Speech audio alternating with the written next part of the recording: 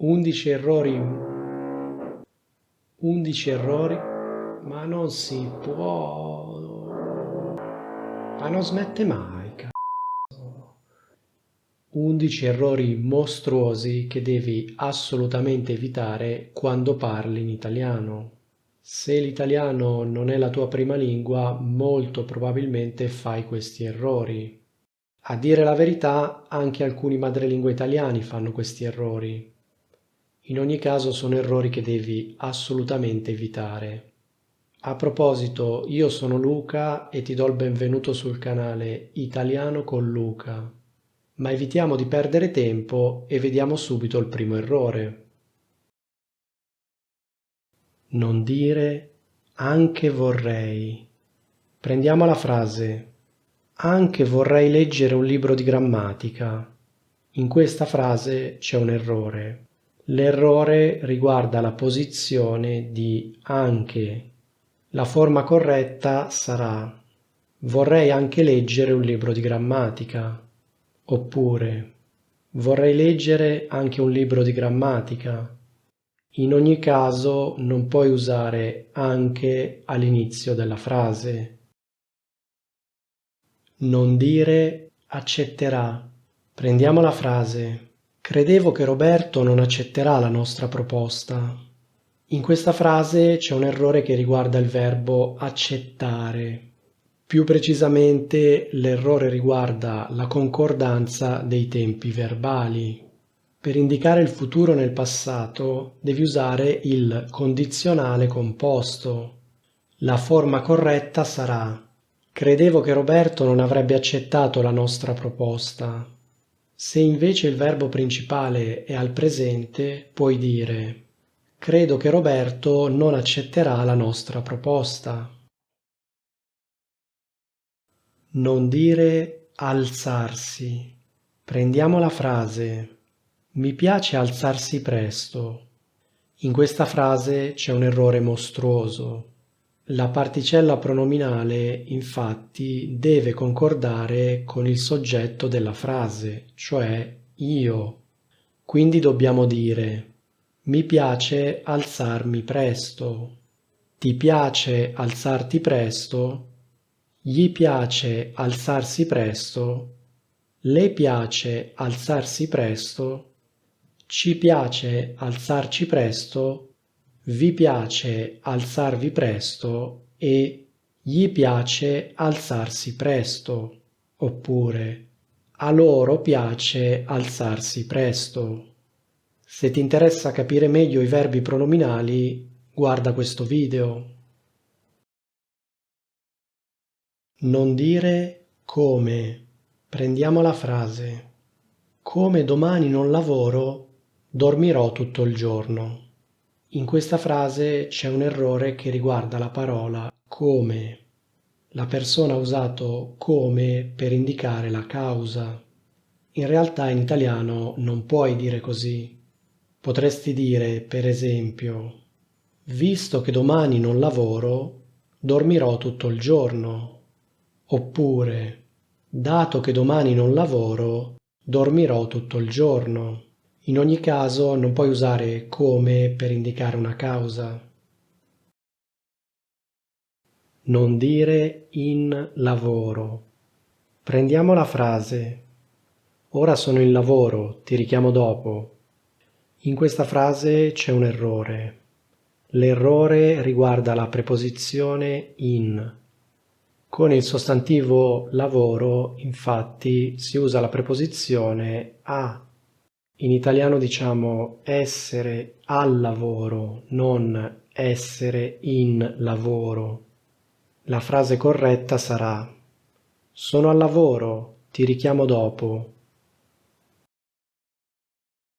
Non dire addirittura.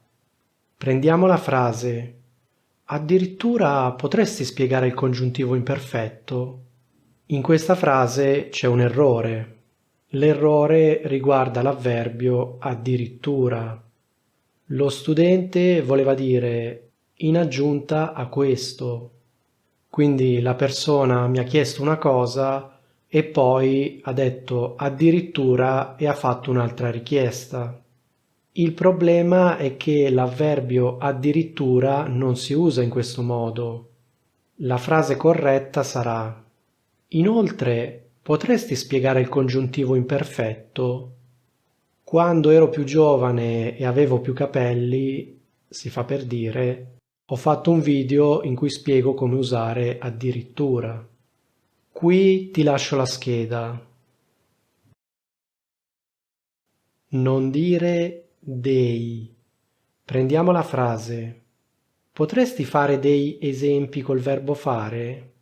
In questa frase c'è un errore. Con il sostantivo esempi si usano gli articoli l per il singolare e gli per il plurale. In italiano diciamo l'esempio singolare e gli esempi plurale. Dell'esempio singolare, degli esempi plurale. Tra l'altro per me è anche difficile pronunciare dei esempi. Quando dico degli esempi mi viene da dire degli esempi.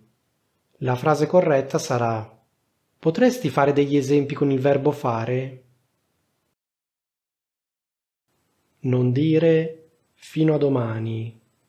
Prendiamo la frase: devo inviare i documenti fino a domani. In questa frase c'è un errore. L'errore riguarda la parte fino a domani. Il significato è chiaro, però in italiano c'è un modo più naturale di esprimersi.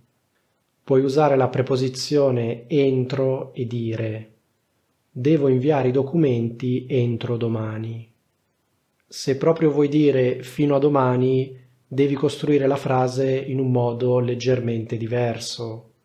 Per esempio, per inviare i documenti ho tempo fino a domani. Non dire del. Prendiamo la frase. Puoi fare una lezione del congiuntivo imperfetto? In questa frase c'è un errore. L'errore riguarda la preposizione del. La forma corretta è: puoi fare una lezione sul congiuntivo imperfetto? Come vedi, in questo caso si usa la preposizione su